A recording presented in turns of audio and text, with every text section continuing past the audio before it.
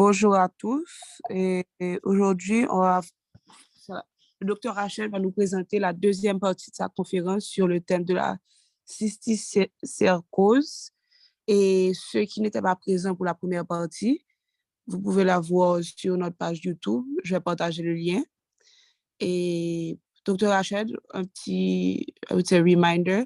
Si vous avez des questions et que vous n'avez pas de réponse, peut-être que les participants peuvent écrire les réponses parce que ce n'est pas tout le temps évident qu'ils qu'ils puissent parler, et surtout avec la connexion Internet. Donc, si le docteur Rachel pose des questions, vous pouvez écrire votre réponse et je pourrai la partager avec lui. Et vous pouvez commencer. Merci. Merci Aïcha, c'est gentil. Je voulais juste me rappeler où on était arrivé. On avait parlé de la forme parenchymateuse, et puis là, on était peut-être rendu à la forme ventriculaire. Est-ce que quelqu'un peut me rappeler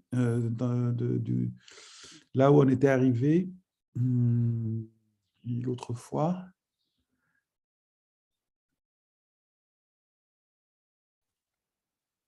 Si vous avez la réponse, vous pouvez l'écrire sur le chat.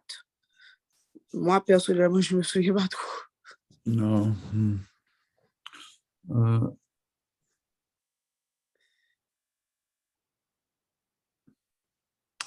Oui, non, je pense que j'avais parlé un peu de la forme ventriculaire.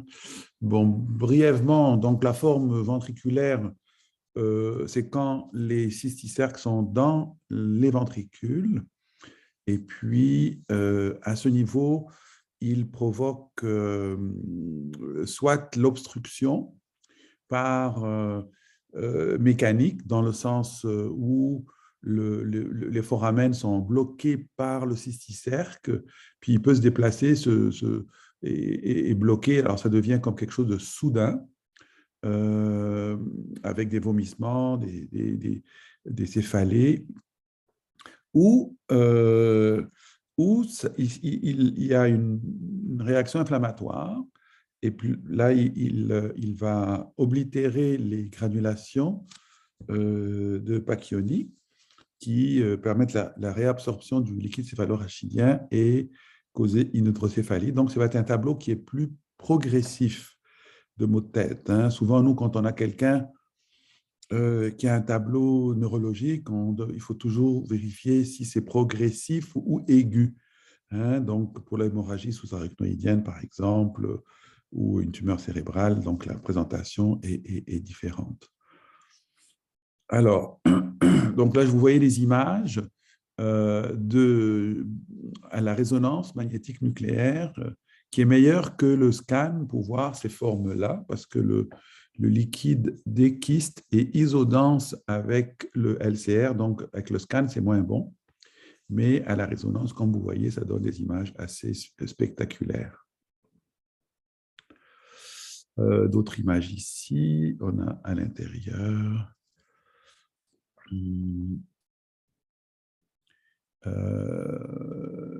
Voilà, donc on peut quand même les voir au scan, dépendamment, mais c'est beaucoup mieux ici, on a une forme plus encéphalitique, l'hydrocéphalie qu'on peut avoir. OK, alors là, on va tomber dans la forme, la deuxième forme plus grave, parce que la forme parenchymateuse, elle est relativement bénigne, comme on avait dit l'autre fois, parce que c'est des kystes dans le parenchyme, on les traite, ça guérit, et on peut avoir comme séquelle de l'épilepsie, parfois. Mais les formes sous-arachnoïdiennes et ventriculaires sont plus mauvaises, sont plus difficiles à traiter. Alors ici, on a un kyste de la convexité. Donc, vous voyez, il peut devenir assez gros, avec un kyste vésiculaire dans le parenchyme, puis une calcification, trois lésions calcifiées. Donc, vous voyez qu'on peut avoir des lésions de différents âges. Ici, c'est des kystes de la vallée sylvienne. Donc, et ce qui est particulier dans la forme sous-arachnoïdienne, c'est que le kyste fait une dégénérescence où il se multiplie en fait. Et on appelle ça la forme racémeuse. Donc, c'est comme des grappes de raisin. Et évidemment, ça produit beaucoup d'antigènes. Et quand on a beaucoup d'antigènes, évidemment, on a beaucoup d'anticorps contre, et ça cause une bonne réaction inflammatoire dans l'espace sous-arachnoïdien. Et le problème, c'est que quand il y a les nerfs et les vaisseaux qui passent à travers cet espace très anti-inflammatoire,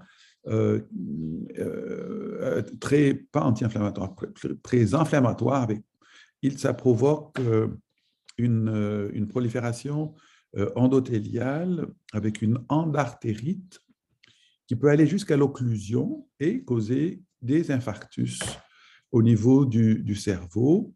Et si ce sont des nerfs qui passent, comme les nerfs crâniens, ça va causer leur dysfonctionnement. Alors, encore une fois, l'hydrocéphalie. Et vous voyez, donc, dans les formes sous-arachnoïdiennes dans la vallée sylvienne peuvent être très volumineuses et causer un effet de masse dans le cerveau, ce qu'on ne voit pas avec les formes parenchymateuses.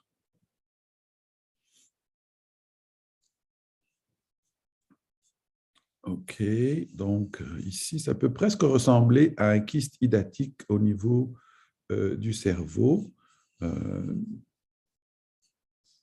Et on a une lésion ici avec scolex. Celle-là, évidemment, n'a pas de scolex. Les lésions racémeuses n'ont pas de scolex.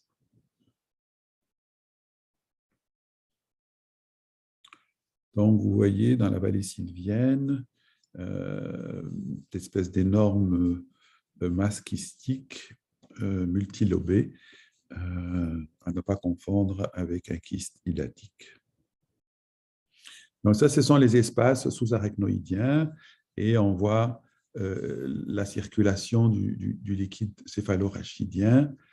Donc, il est produit au niveau du plexus choroïde, qui est beaucoup dans les ventricules latéraux et le troisième ventricule, le quatrième ventricule, et il circule vers le troisième ventricule et à travers l'aqueduc de Sylvius au niveau du quatrième ventricule, et il sort par l'ouverture Magendie et de Louchka dans l'espace sous-arachnoïdien, autour du cerveau, autour du cervelet, dans la moelle épinière, puis il y a une partie continue vers le bas.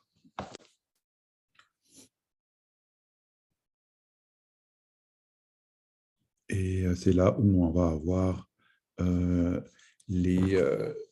la forme sous-arachnoïdienne, comme on a dit, c'est le pire. Il y a une prolifération multikystique comme on peut avoir ici, la forme racémose. Là, on a intraventriculaire et sous-arachnoïdienne. Et l'artérite, comme on avait dit, on peut voir l'oblitération des vaisseaux à ce niveau et des infarctus. C'est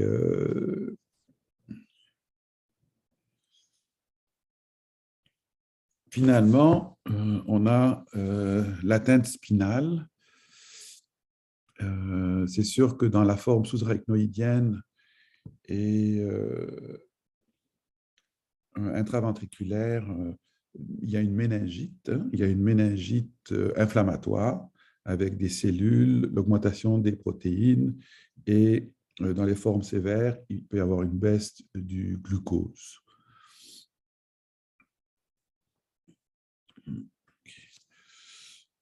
Donc, la forme encéphalétique, comme on avait dit, c'est quand il y a beaucoup de kystes qui viennent au niveau du cerveau et elle peut être fatale. C'est une forme particulièrement sévère et celle-là, en général, on ne doit pas la traiter avec des vermifuges parce que si on tue tous ces petits kystes en même temps, qui vont faire une réaction inflammatoire, parce que, comme on l'avait dit, les kystes vivants, en général, n'exercent pas de problème, parce qu'il n'y a pas de réaction inflammatoire, mais quand ils meurent, il y a une réaction inflammatoire de l'hôte avec de l'édème. Quand c'est sur quelques lésions, ça va, mais quand sur des multiples lésions comme ça donne une réaction terrible et difficile. Donc, ça, c'était un tableau juste pour montrer les différences entre la forme parenchymateuse et extra-parenchymateuse. Donc, des kystes, petits granulomes, des calcifications pour la forme parenchymateuse, extra-parenchymateuse, des kystes géants de la vallée sylvienne, des kystes ventriculaires, l'inflammation chronique, la fibrose. En général, la forme parenchymateuse, ça va être de l'épilepsie, des signes focaux ou des maux de tête, tandis que la forme extra-parenchymateuse, c'est un effet de masse, hydrocéphalie, des atteintes des nerfs crâniens ou des infarctus. Pour le diagnostic, on va y revenir. Le traitement, un traitement assez court d'anti-helminthique, tandis que la forme extra-parenchymateuse, c'est une maladie chronique qui va durer longtemps. Il faut donner des traitements à répétition associés à des stéroïdes sur une longue période avec les effets secondaires. Et comme on va le voir, il faut donner parfois des agents pour éviter les effets secondaires de la corticothérapie prolongée. En général, ça répond bien, tandis que pour la forme parenchymateuse, tandis que la forme sous-arachnoïdienne, il y a souvent des rechutes, le pronostic n'est pas bon, il y a souvent l'hydrocéphalie dans les formes intraventriculaires, et tandis que le pronostic est beaucoup meilleur pour la forme parenchymateuse. La forme spinale, j'ai fait allusion tout à l'heure. Donc, avant, on pensait qu'elle était rare, mais elle est très associée à la forme des citernes. Donc, si vous avez une forme sous-arachnoïdienne, elle est associée jusqu'à 60% des cas des atteintes au niveau des citernes, de la base du cerveau. Donc, faire une évaluation de la moelle épinière. Et dans la forme spinale, la forme intramédulaire est plus rare que la forme leptoméningée et on retrouve les kystes souvent dans la portion thoracique et lombaire. Ça peut être unique ou il peut y avoir des amas de cysticerques le long du canal spinal et ça peut ressembler un peu à la tuberculose spinale méningée. Alors, les symptômes de la forme spinale, c'est évidemment des douleurs au dos, des faiblesses, des paraparésies, des paraplégies, des déficits sensoriels et sensitifs avec des troubles des sphincters et d'autres signes de compression médulaire.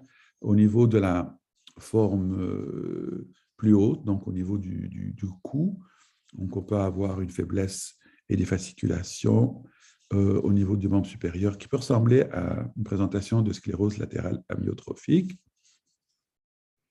Ça, j'avais déjà dit. Donc, vous voyez ici une image au niveau spinal. Il me semble que j'avais parlé de ça. On a ici une autre image au niveau spinal, donc intramédulaire.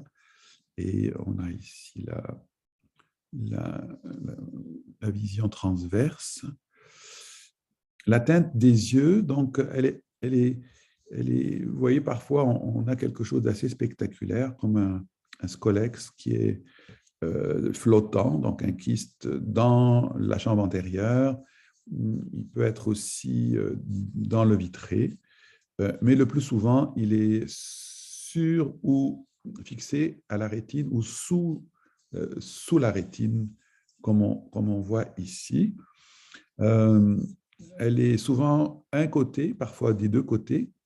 Le problème avec la teinte oculaire, c'est que quand le kyste meurt, il provoque une forte réaction inflammatoire comme ailleurs, hein, comme on avait dit, dans le cerveau, vous allez le voir dans les muscles aussi.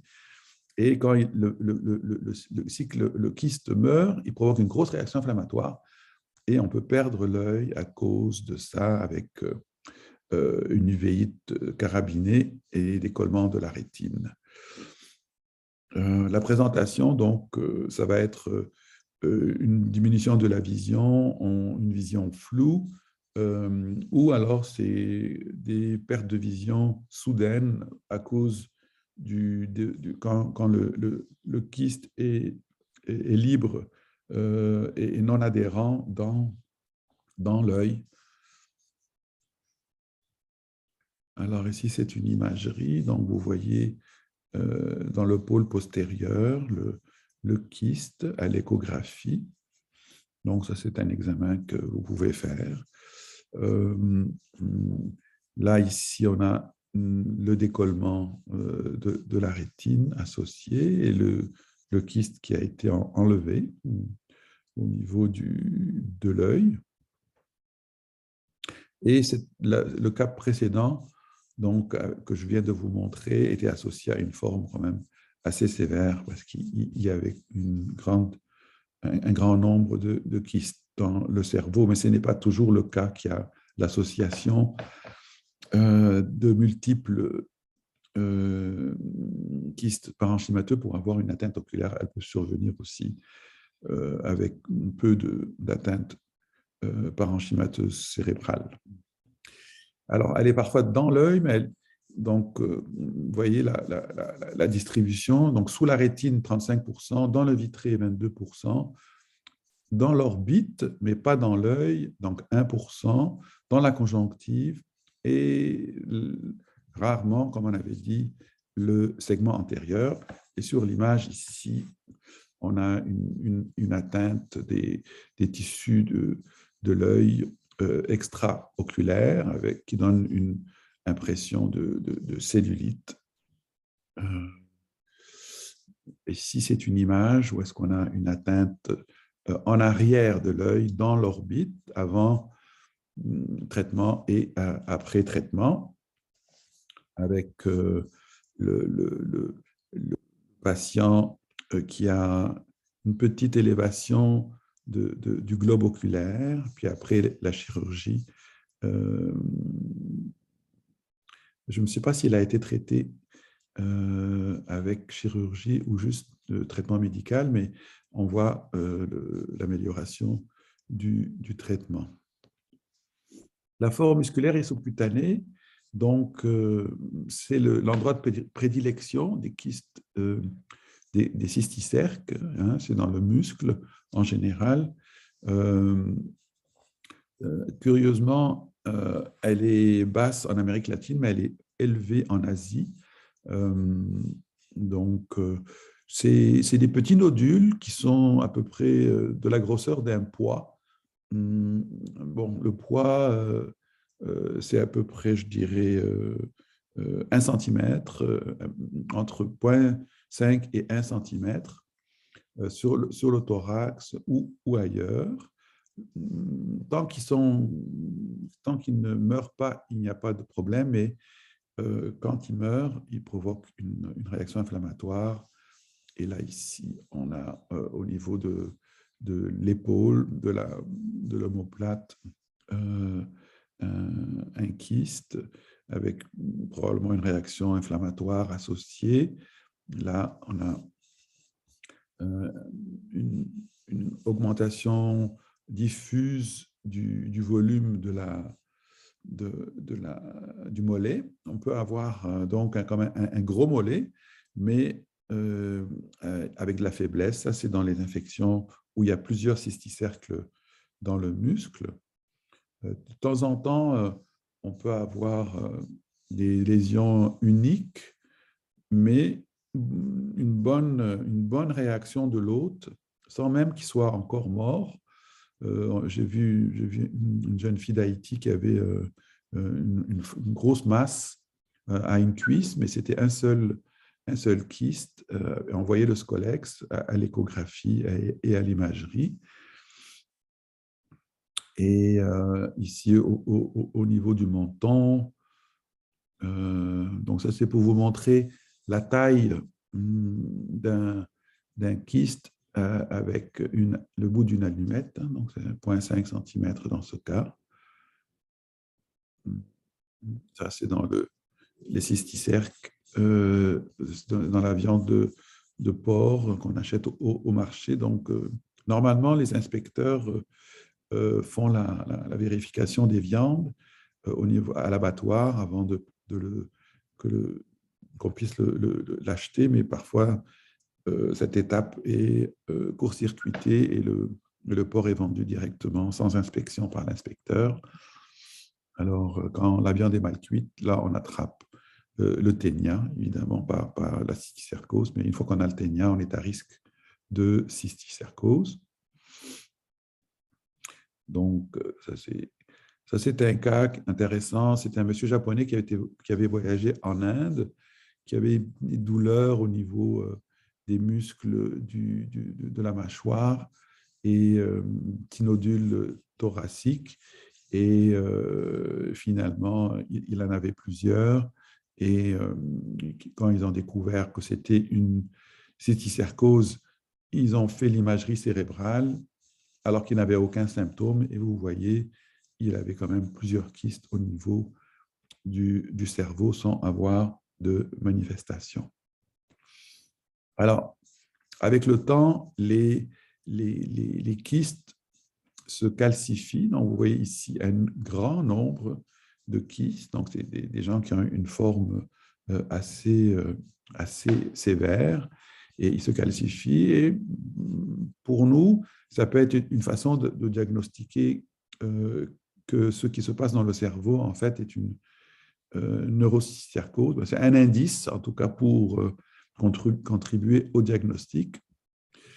Et donc, en faisant une radiographie simple des tissus mous, on peut le faire. Et là, vous voyez une personne qui a vraiment une multitude de kystes qui se sont calcifiés dans les tissus musculaires et sous-cutanés et autres, et avec une infestation assez massive.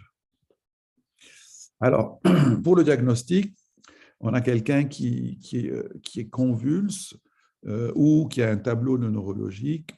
Si on veut savoir si c'est une cysticercose ou non, en général, on ne peut pas faire une biopsie cérébrale comme on veut. Hein, c'est pas quelque chose de facile, c'est très invasif. Donc, on va faire un ensemble de démarches. Donc, on a les images, on a la sérologie et évidemment, on a l'épidémiologie. Donc, on peut aussi, si on a des kystes dans la peau, faire une biopsie pour voir le cysticerque et on peut retrouver le ver, le ténia, soit chez le patient, soit c'est ses contacts qui sont à la maison avec lui.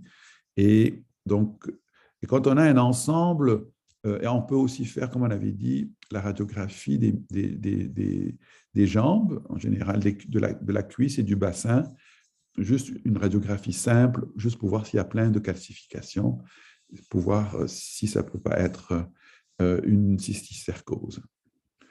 Parce que, comme on avait dit, l'incubation peut être de plusieurs années, parce que tant que le kyste est vivant, il ne cause pas de problème. C'est au moment où il meurt qu'on a des problèmes. Et évidemment, là, le kyste a le temps de se calcifier au niveau des muscles de la cuisse. La sérologie, donc le meilleur test, c'est le Enzyme Linked Immunoelectrotransfer Blot. Il est sensible à 98%. Il faut qu'il y ait au moins 2 kystes. Dans les lésions uniques, il est moins sensible. Et donc à 50-60% avec une lésion unique. Et il est positif, évidemment, dans la forme cérébrale, mais si on a une cystocércose musculaire extra-cérébrale, donc hors du cerveau, il peut être positif aussi. Et l'ELISA est un peu moins sensible et il est assez bon. La détection d'antigènes, elle est plus intéressante parce que ça nous indique une infection active, parce qu'une sérologie, on ne sait pas si c'est une vieille infection ou une infection active. Et comme on avait dit, la séroprévalence en région endémique peut être quand même assez élevée, jusqu'à 10-12% de la population peut avoir des anticorps. Alors, la détection d'antigènes va nous permettre de savoir si c'est une infection active, parce que quand il y a antigène, évidemment, c'est que le parasite est vivant, mais il est moins sensible que la sérologie. Donc, on va devoir utiliser la sérologie d'abord, ensuite la détection d'antigènes. Mais il est très utile, par contre, pour voir si notre traitement fonctionne bien. Parce que le niveau d'antigène est très élevé et au niveau du LCR et au niveau sanguin en cas de neurocysticercose arachnoïdienne. Et c'est ça qui va nous guider à savoir quand arrêter les antihelminthiques dans la forme sous-arachnoïdienne. La radiologie, donc ça, c'est notre grand outil pour la neurocysticercose. Et on a le scan et la résonance magnétique. En général, on aime faire les deux parce qu'à la résonance, on ne voit pas bien les calcifications, tandis que le scan nous permet de voir les calcifications et la résonance est meilleure pour voir les lésions sous-arachnoïdiennes et intraventriculaires. Donc, l'image ici du kyste avec le scolex à l'intérieur, c'est la seule image pathognomonique de la neurocysticercose. Quand on voit une image comme ça, on n'a pas besoin de s'inquiéter du diagnostic. C'est une neurocysticercose et on peut le traiter comme tel. Donc, c'est juste un petit rappel pour vous montrer que c'est en général le ténia du porc, on a une couronne de crochets qui permet au ténia de s'accrocher à la muqueuse, tandis que pour Saginata, donc le ténia du bœuf, lui, ce sont des ventouses. Alors, ici, vous avez une forme parenchymateuse avec beaucoup de lésions, pratiquement un ciel étoilé à la résonance. Et alors, on ne voit pas très bien. Alors, pour le diagnostic, on a des critères absolus, des critères majeurs, des critères mineurs. Alors, les critères absolus, c'est quand on voit le parasite dans une biopsie, hein, quand on le visualise dans l'œil ou quand on a la belle image, comme je vous ai dit tout à l'heure, du cysticerque avec le point à l'intérieur du cerveau. Ça, ce sont les images. Je vais juste regarder le temps pour ne pas me faire attraper. Et les critères majeures, c'est des lésions de kyste, mais sans scolex, des lésions avec rehaussement ou des lésions multilobées dans l'espace sous-arachnoïdien ou les calcifications cérébrales typiques dans le parenchyme. Donc, ça, ce sont les critères militaires. Les critères de confirmation, c'est quand on traite et puis que les lésions s'en vont. C'est une façon indirecte de faire le diagnostic, ou quand on a dans le ventricule des kystes qui se déplacent lors d'imagerie séquentielle. Les critères mineurs, c'est une hydrocéphalie ou un rehaussement anormal au niveau des leptoméninges à la base du cerveau en cas de la méningite de la forme sous-arachnoïdienne. Les critères cliniques et épidémiologiques, bon, c'est les sérologies, donc détection d'anticorps ou d'antigènes, des évidences de cystocyrcose ailleurs que dans le cerveau, par exemple musculaire, et qu'il y a quelqu'un qui a un ténia avec, dans les contacts du patient ou le patient lui-même.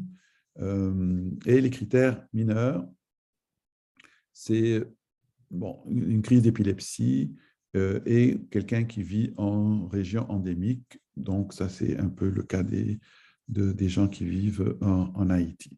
Alors, pour faire un diagnostic définitif, si on a un critère absolu, c'est bon. Donc, comme on avait dit, soit on voit le parasite, soit on le voit dans l'œil, soit on a une image pathognomonique au niveau du cerveau, ou alors on a deux critères majeurs de neuroimagerie plus un critère clinique, un critère majeur de neuroimagerie plus un critère de confirmation plus un critère clinique ou épidémiologique. Donc, vous voyez, on a, pour pouvoir faire un diagnostic définitif, un ensemble qui va nous rassurer que ce qu'on voit est effectivement une neurocysticercose.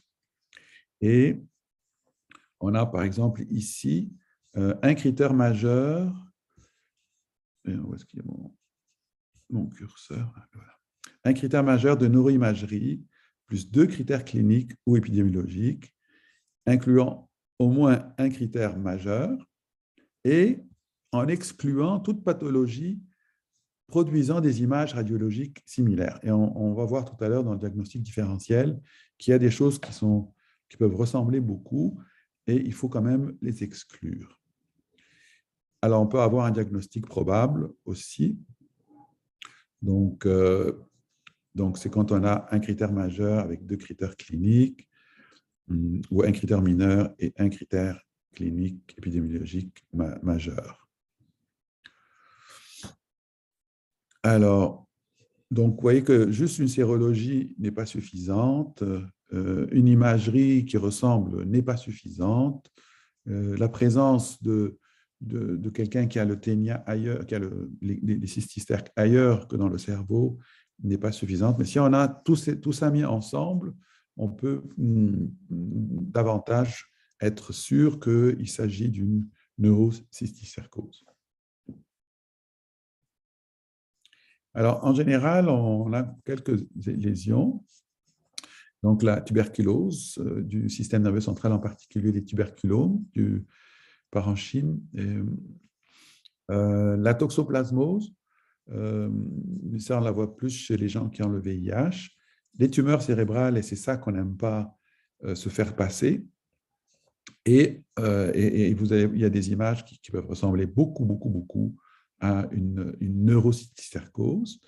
Et on a la toxocariose aussi, donc les larves de Toxocara canis ou catis qui migrent au niveau du cerveau. Donc, le tuberculome peut ressembler énormément, et c'est ce qui est le diagnostic différentiel le plus difficile avec la neurocysticercose. Alors, vous voyez ici des lésions avec rehaussement. Donc, ça ressemble beaucoup à la forme colloïdale du cysticerque. Ici, on a une toxocariose. Encore une fois, ça ressemble beaucoup à la forme colloïdale avec un rehaussement de la lésion. Et l'encéphalite à toxoplasmose. Donc, comme vous voyez, ça peut ressembler à la neurocysticercose. Mais là, c'est un patient qui avait qui a le VIH. La neurocysticercose n'est pas plus sévère avec le VIH que chez quelqu'un qui n'a pas le VIH. Ici, on a un tuberculome dans le ventricule. Donc, ça peut ressembler à un cysticerque. Donc, ça, c'est un scan du cerveau. Ici, vous avez quelques lésions. Un tuberculome avec de l'édème. C'est pratiquement identique à la lésion colloïdale avec l'édème et le rehaussement de la cysticercose parenchymateuse. Donc, maintenant, une fois qu'on a pu être, on est certain du diagnostic et qu'on veut traiter le patient, donc comme il arrive parfois avec un tableau neurologique, avec soit un déficit neurologique, soit une hypertension intracrânienne, ou un status épileptique. Donc, on doit stabiliser sa condition neurologique. Donc, on va donner les corticoïdes, on va donner aussi des anti-épilepsies et on va traiter l'édème. Ici, en hydrocéphalie, il faut le faire voir en neurochirurgie pour qu'il mette un shunt avec des corticoïdes. Quand c'est une présentation aiguë. Et en général, une fois qu'on a stabilisé notre patient, que les signes neurologiques sont stables, qu'il n'y a plus d'édème cérébral, qu'il ne convulse plus, que les signes neurologiques focaux sont en train de régresser, on peut à ce moment-là traiter le patient. Et on recommande de traiter les kystes vivants, mais pas les kystes morts. Mais ceux qui sont en train de mourir, on recommande aussi leur traitement. Ce sont les formes calcifiées qu'on n'a pas besoin de donner de traitement. Donc, si on voit quelqu'un avec juste les kystes, pas de kystes, mais des séquelles de ce qu'on pense être une cysticercose, le traitement ne va rien changer. Toujours, avant le traitement, il faut s'assurer qu'on n'en a pas dans l'œil, parce que si on donne un traitement puis qu'on fait mourir le kyste dans l'œil, comme on avait dit, la réaction inflammatoire peut mener à la perte de cet œil-là. Donc, ce qu'on utilise, c'est l'albendazole et le praziquantel. L'albendazole est plus efficace et moins cher que le praziquantel. Et on peut utiliser les deux médicaments ensemble. Et ce qui est intéressant, d'une certaine façon, c'est le praziquantel. Lui, il augmente la concentration sérique de l'albendazole. On utilise aussi les corticoïdes qui diminuent l'édème et ont souvent le besoin de les ajouter. On traite le ténia, mais évidemment, si on donne du praziquantel à quelqu'un, il faut s'assurer qu'il n'en a pas dans l'œil et que les signes neurologiques soient stabilisés. Donc, pour la forme parenchymateuse, donc les gens qui en général ont un tableau d'épilepsie ou une atteinte focale avec ou sans édème inflammatoire important, on va traiter avec les anti-helminthiques sauf la forme encéphalitique, donc ceux qui ont une multitude de cysticerques vésiculaires et colloïdaux, ça, on ne va pas traiter parce qu'on risque d'augmenter la réaction inflammatoire et l'édème cérébral, et ils ont déjà une hypertension intracrânienne. Alors, il ne faut pas l'empirer parce qu'on peut provoquer la mort. Dans la forme donc encéphalitique avec multiples kystes, ce qu'on fait plutôt, c'est qu'on donne des corticoïdes, on traite l'hypertension intracrânienne avec des diurétiques osmotiques, de préférence le salin hypertonique ou le mannitol. On peut faire la craniectomie décompressive pour contrôler l'édème à ceux qui ne répondent pas à ces traitements-là. Et on s'est rendu compte qu'à cause de la forte réaction inflammatoire dans le cerveau, ça finit par tuer les cysticerques. Donc, la plupart du temps, ils disparaissent sans traitement spécifique. Donc, ça, c'est la forme encéphalitique qu'on ne donne pas d'anti-helmétique. Mais les formes parenchymateuses non encéphalytiques, alors, on va traiter les formes vésiculaires, au stade vésiculaire, et colloïdaux, donc le kyste vivant ou celui qui commence à mourir.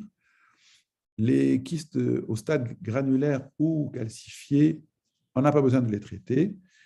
Et en général, le traitement est indiqué parce que le pronostic est meilleur, en particulier dans la survenue du nombre de crises généralisées.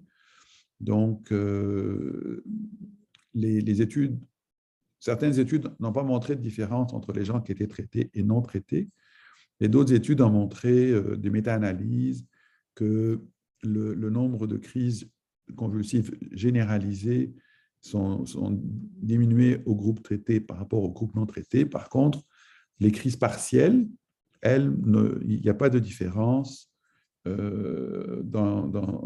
la suite du traitement dans leur survenue, mais on sait que ces formes-là sont plus associées aux nodules calcifiés. Et ça, le traitement ne fait pas grand-chose.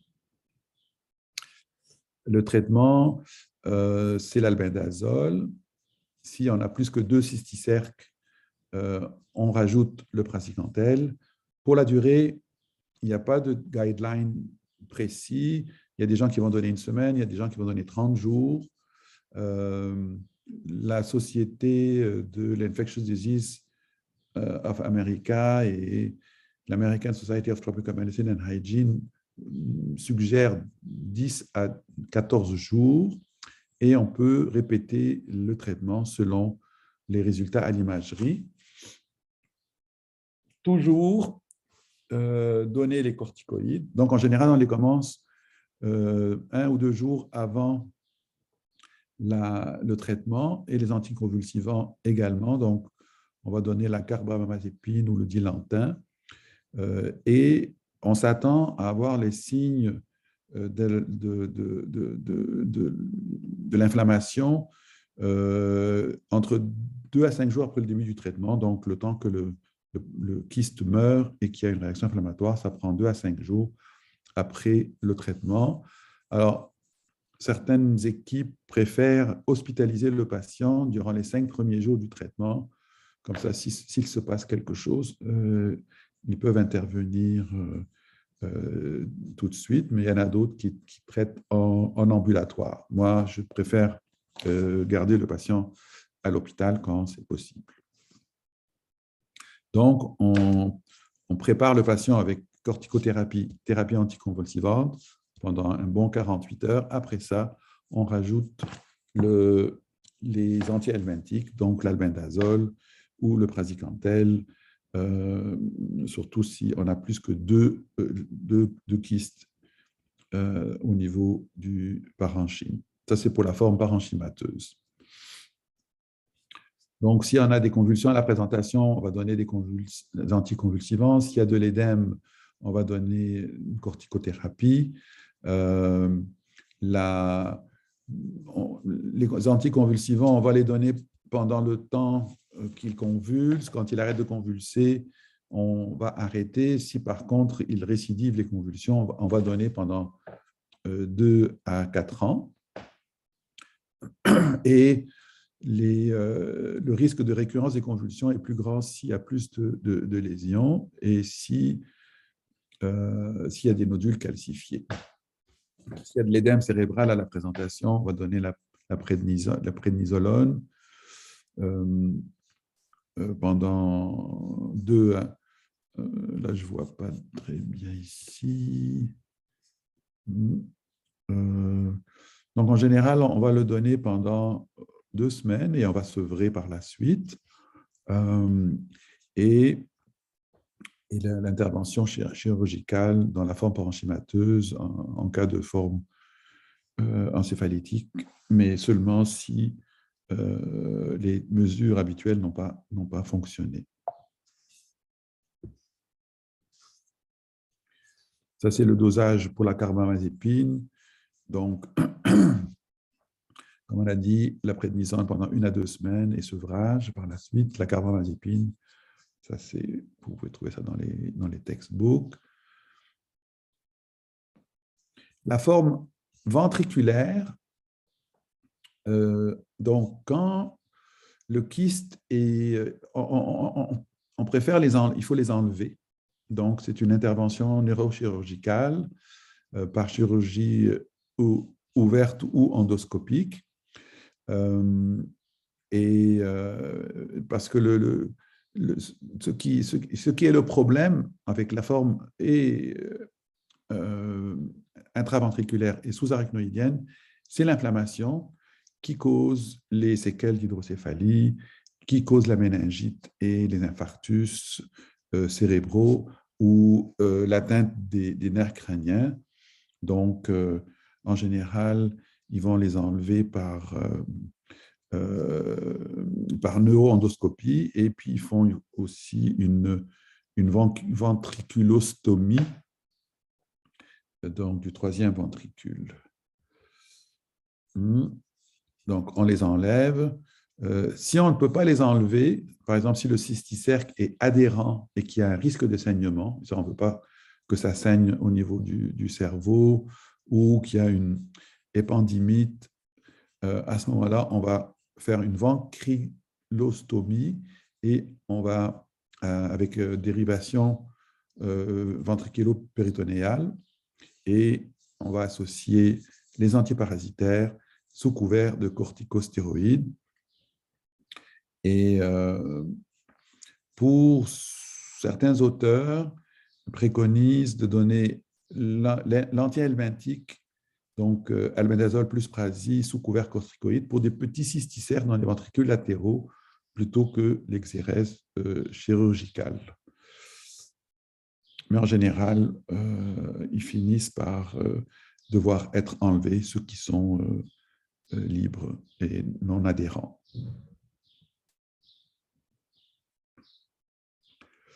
Alors, pour la forme sous-arachnoïdienne, les kystes géants répondent en partie, mais parfois, il faut, si on a des effets de masse, si on a une hydrocéphalie progressive, si on a une atteinte des nerfs crâniens importante, à ce moment-là, parfois, il faut aller enlever les membranes et on donne un traitement avec les antihelminthiques, mais prolongé, donc 2 à 3 mois, avec corticoïdes, et on rajoute le praziquantel. Donc l'albendazole, 2-3 mois. On peut augmenter la dose d'albendazole pendant le début du traitement, puis on rajoute le praziquantel. Et on donne donc la corticothérapie, elle est essentielle. Et on doit contrôler les images, voir le titre des antigènes dans le sérum qui diminue. Si ça diminue bien et que l'image est bien diminuée, là, on peut arrêter et on surveille le patient, mais parfois il faut prolonger le traitement et donner de nouveau de la corticothérapie avec les anti-helminthiques. Et comme on ne veut pas trop avoir les effets secondaires de la cortisone, parfois on peut donner du méthotrexate ou les anti-TNF à la place.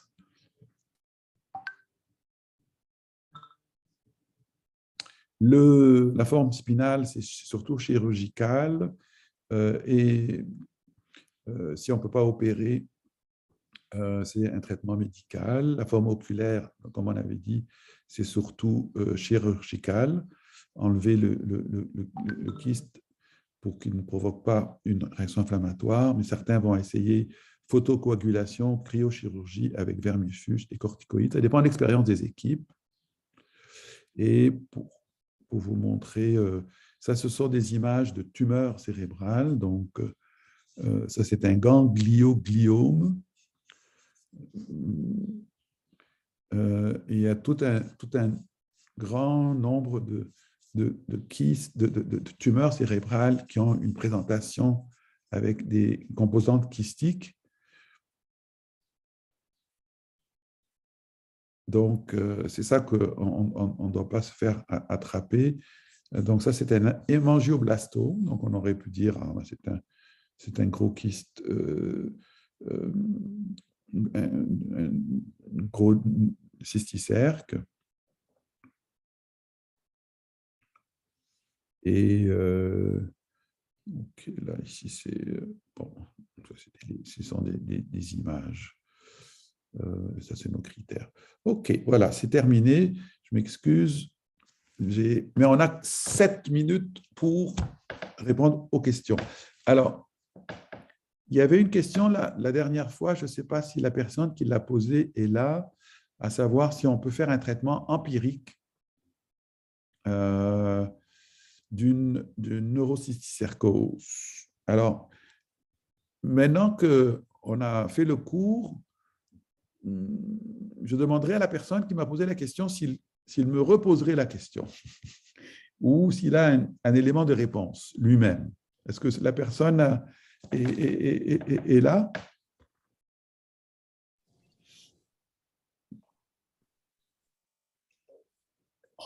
Si vous voulez participer, vous pouvez retirer votre micro pour répondre ou poser la question. Sinon, vous pouvez écrire vos réponses sur vos questions.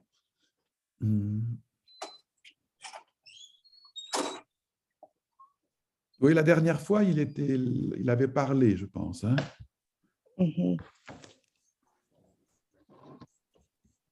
Alors, je vais arrêter le partage pour voir. Voilà. Et là, je peux voir les discussions. Bonjour. Bonjour. Moi, je n'étais pas là la dernière fois, mais j'aurais posé la question aussi, Dr. Salem, si j'étais là. Mais c'est là où on est en Haïti, c'est facile de faire un diagnostic étiologique. Je n'ai pas vraiment de possibilité d'avoir le scanner, de faire une biopsie et d'avoir, disons, les résultats. Parfois, on est obligé de faire des traitements sur la base clinique et de façon empirique. Maintenant, ma question, vu que la cysticercose, la neurocysticercose peut ressembler à n'importe quoi. Donc, je suis pédiatre, j'ai l'habitude d'avoir des résultats de selles avec téniasolium comme résultat. Et l'enfant peut se plaindre de douleurs, peut avoir des kystes, tout ça, peut se plaindre de céphalée. Est-ce qu'on est obligé de demander un scanner, de faire une radiographie pour tout enfant avec des résultats de selles, avec des résultats de téniasolitum ou téniasolium? Oui, c'est une excellente question. Donc, en général, on n'a pas besoin de faire un scanner chez le patient complètement asymptomatique, mais je pense un examen si c'est un téniasolium, au moins un examen des yeux serait important. Si le patient n'a aucun symptôme neurologique, je pense qu'on peut le traiter. On peut traiter le ténia simplement avec un examen des yeux. Par contre, s'il a le moindre symptôme neurologique, avant de le traiter, il faudrait s'assurer qu'on n'a pas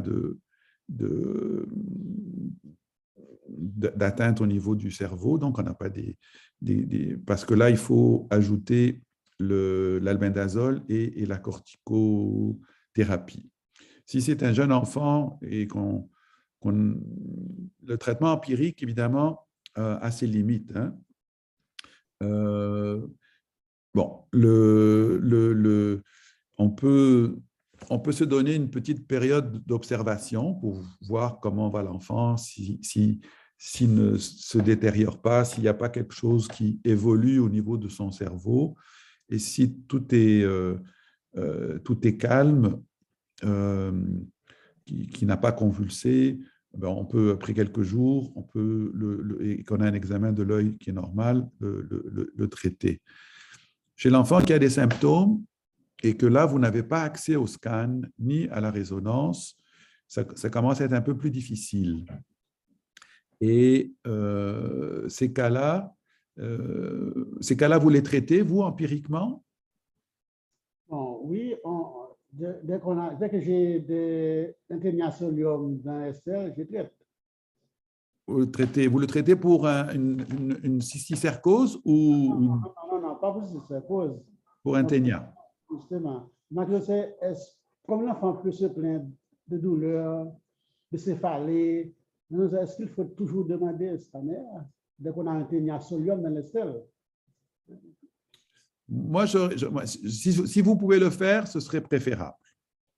Pas une petite céphalée de rien du tout, quelque chose de consistant, surtout s'il a convulsé,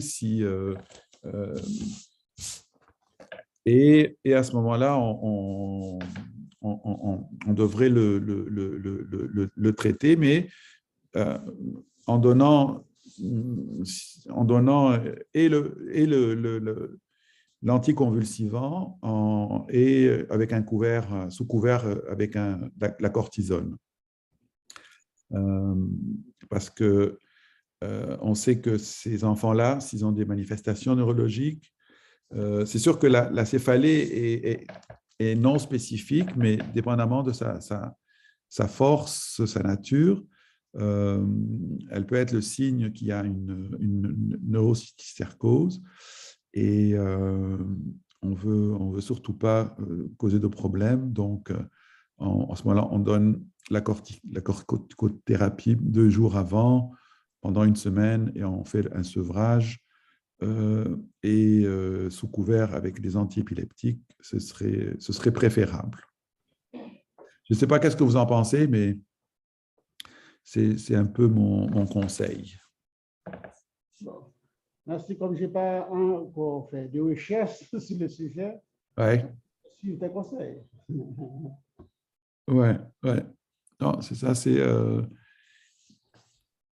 Donc, on a des fois des accidents comme ça qui peuvent survenir chez des gens qu'on donne l'albendazole et paf, pour une autre raison, et ils en ont dans l'œil, et puis on cause la mort du parasite dans l'œil et le patient perd son œil. Heureusement, ce sont des formes relativement rares, mais c'est bon de faire un examen de l'œil. Bon, c'est pas trop difficile, on peut demander à un ophtalmologue. Si on est bon avec un ophtalmoscope, on peut déjà avoir une bonne idée s'il y en a ou s'il n'y en a pas, avec une dilatation. On peut aussi faire l'échographie du globe oculaire, si quelqu'un est un peu habitué, il peut voir s'il n'y a pas parce que c'est quand même des organismes qui ont 1 centimètre, donc c'est assez visible. Nous, au point que quand on fait une résonance, on n'a pas besoin de demander l'ophtalmo avant le traitement parce qu'on voit les lésions à la résonance de cette taille-là dans l'œil quand on fait la résonance du cerveau. Mais c'est une bonne question. Moi, je pense que la question aussi, c'est un enfant qui se présente avec une crise convulsive, apyrétique, sans histoire familiale de convulsion, qui a un développement normal, chez qui on a un ténia. Est-ce qu'on va le traiter ou pas? Pour la neurocysticercose, je ne sais pas qu'est-ce que vous en pensez. Est-ce que vous le traiteriez, lui? Peut-être qu'on donne une corticothérapie avant, ensuite on traite. Et ensuite, on traite. Ouais. Si on est incapable d'avoir l'imagerie. Je pense que si on est vraiment incapable d'avoir l'imagerie, on peut le traiter. La seule chose, c'est les formes encéphalytiques. Donc, les formes encéphalytiques, en général, ils sont, à mon avis, beaucoup plus symptomatiques. Ils sont très malades et ils ont des évidences de cysticercose ailleurs dans le corps. Donc, si on a beaucoup de cysticerques ailleurs, donc dans la peau, les muscles, c'est peut-être pas une bonne idée de les traiter, ceux-là. Mais si on n'a pas grand cysticerque ailleurs, si l'examen des yeux est normal, si l'enfant n'a pas des manifestations neurologiques trop sévères, on pourrait les traiter. Sinon, tous les autres qui ont des manifestations beaucoup plus sévères, je pense qu'un traitement juste anti-inflammatoire, anticonvulsivant devrait être fait pendant un bon bout avant de décider de songer à lui donner les anti-helminthiques. Et parfois, malheureusement, on donne les anti-helminthiques pour n'importe quoi, pour une douleur abdominale.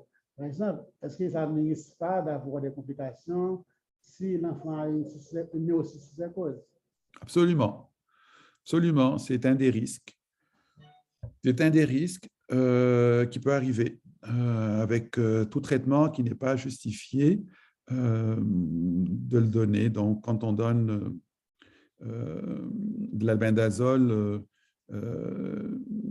si on en donne juste une dose, je pense qu'il n'y a pas trop de problème parce que ça prend plus qu'une dose pour tuer le cysticerque. Mais si on en donne pendant 3-4 jours, il y a un danger. Il y a un danger clair. En fait, je ne sais pas si avec une dose, il y a un danger aussi versus avec un traitement de plusieurs jours. Mais clairement, si on a des kystes dans le cerveau, ça peut arriver que l'enfant a des effets secondaires. On pense que c'est les effets secondaires du traitement, mais peut-être que c'est les effets secondaires d'une neurocysticercose. Et une dernière question, il y a déjà niveau 5.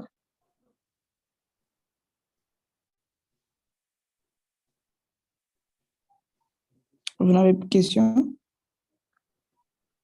Vous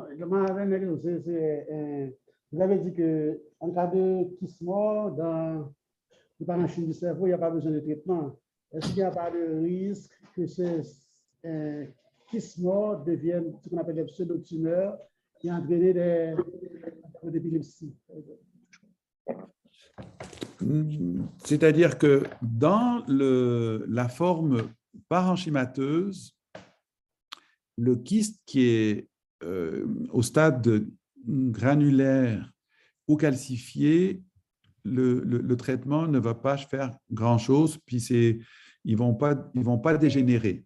La dégénérescence se fait dans les atteintes plutôt sous-arachnoïdiennes que là où le kyste mort en fait, ne meurt pas, il dégénère avec la forme racémeuse.